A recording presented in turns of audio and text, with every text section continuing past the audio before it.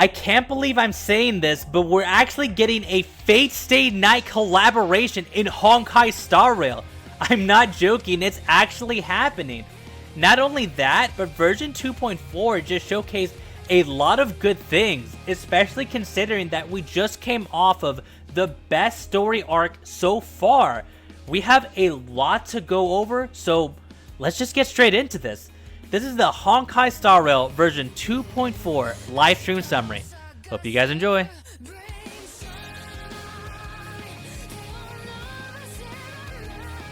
And as you'd expect, this is going to be our very first redemption code for 100 Stellar Jade. But remember, this goes away by the end of today, which is July 19th of 2024. If you don't put this in by the end of the day, it's going away and you won't be able to redeem it. So put it in as soon as you're able to. As soon as the patch goes live, we have a Trailblaze continuation quest for the Jiaoqiu arc. And if you look right here, it actually says part 1. So there's a good possibility that in version 2.5, we're going to see a continuation. So it may not be such a filler patch after all. We'll have to see. There's going to be a new map which looks really awesome. It actually kind of reminds me of Baldur's Gate, if you guys have ever played that. But I love the aesthetics, and there's also going to be a new wolf enemy that acquires Bloodlust, which is most likely going to be in the Memory of Chaos. We're going to have to explore this and see what's to come, but I'm pretty excited. In version 2.4, we have 3 new characters, and the first girly up is actually going to be Yunli, who is a physical character that follows the path of destruction.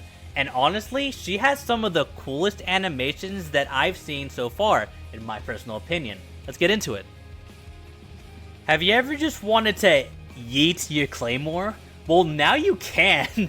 With Yunli, whenever she pops her skill, she not only restores her own HP, but she just throws her entire sword at the enemy, causing blast damage. Like, isn't that just awesome? And when she gets attacked, she just straight up full counters that and throws her claymore back at the enemy to deal even more damage. And if you thought it ended there, just wait until you hear this. When Yunli uses her ultimate, not only does she taunt all of the enemies and take reduced damage, but she upgrades her counter into a full-on Saber Excalibur to just body all of her enemies, which is funny considering that we have a Fate collab on the way. Coincidence? I think not!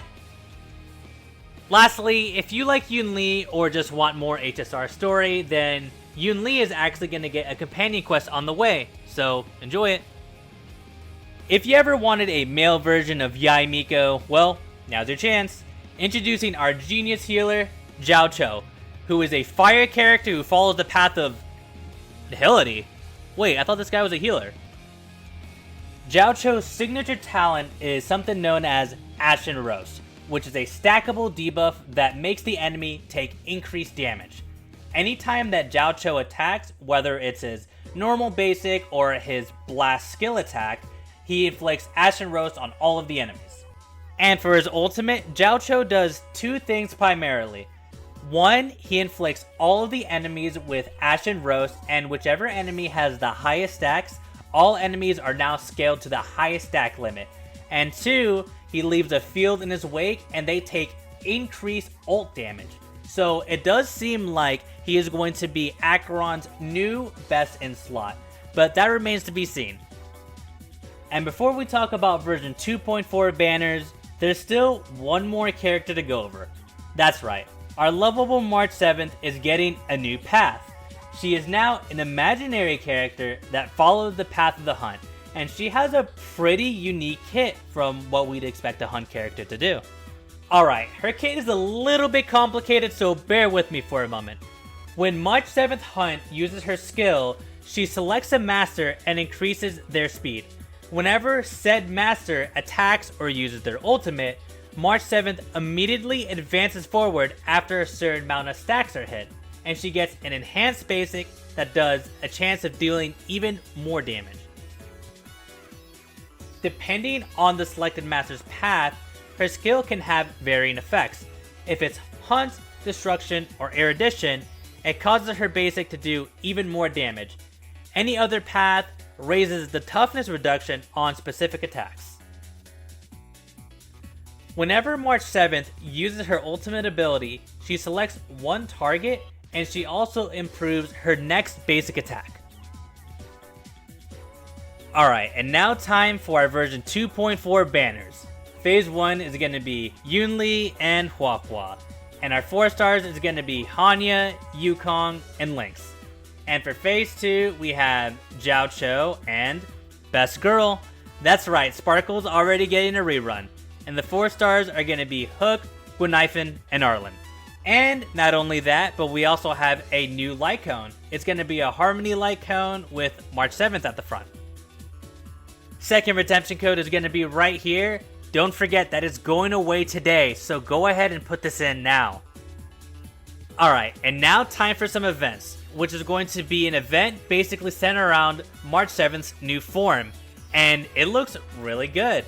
The menu is very much Persona-esque vibes, which I'm all for. It's one of my favorite games of all times. There's also these manga panels that look really, really good, and we're going to be going around talking with Jianfu people. And for our rewards, we're not only getting just one Eidolon, but we're getting 3 Eidolons for our new March 7th form. So it looks like we'll be able to go to E3 with the new form of March 7th, with more funds more likely to come. Alright, now time for a trash event. No, seriously. It's literally an event about trash cans. We're going to be going around taking pictures of trash cans. I don't know how better to explain it other than that. Alright, and for the next event, we have another trash can event. Alright, I know that this is kind of like a running gag, but this is starting to reach like emergency food levels. However, I'm not going to bag on them too much because this event actually does look quite fun. There's actually unique animations for the trash cans themselves, and they even go Super Saiyan and just kamikaze themselves. It's quite comical, so this is actually an event that I'm personally looking forward to. I think it's going to be quite fun. Final redemption code is going to be right here, and all of the redemption codes are going to be in the link in the description below. Don't forget, they're all going away, so don't forget to put them in. Alright everyone, it's time for the best event. Gift of Odyssey, baby! Free 10 pull, let's go!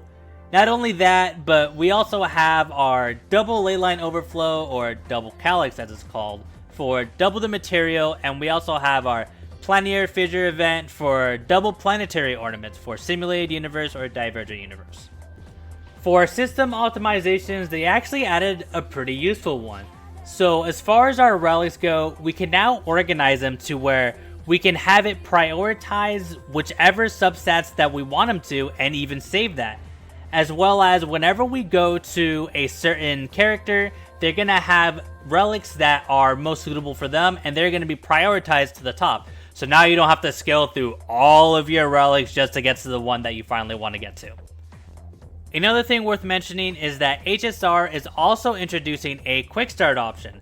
So whenever there is a Trailblaze continuous quest, you can now jump in if you're a little bit behind. It's going to give you a temporary set map, and whatever you find on the map on that temporary location is also going to record and save whenever you actually unlock it. So something pretty cool if you're only in there for the story. Alright, it is now time for the nuclear news that HOYOVERSE just dropped. Honkai Star Rail is doing a collaboration with Fate Stay Night, primarily Unlimited Blade Works. This was completely out of the blue, and I had no idea that this was going to happen. This is going to be quite a bit of a wait. It is going to be in 2025 of the third quarter. So I would imagine that this is going to be a major collaboration. I am wondering why they decided to announce it so early, because we don't really have much more information other than that. But I am quite excited because it does seem like HOYOVERSE is certainly looking at other IPs that they want to collab with, which makes me want to wonder, what else could they look into? Maybe we might get a Persona collab, who knows?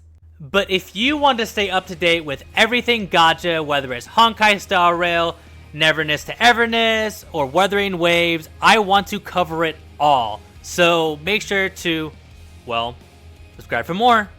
And thank you so much for the support you guys have given me. You guys are awesome. I'll catch you guys next time. Later.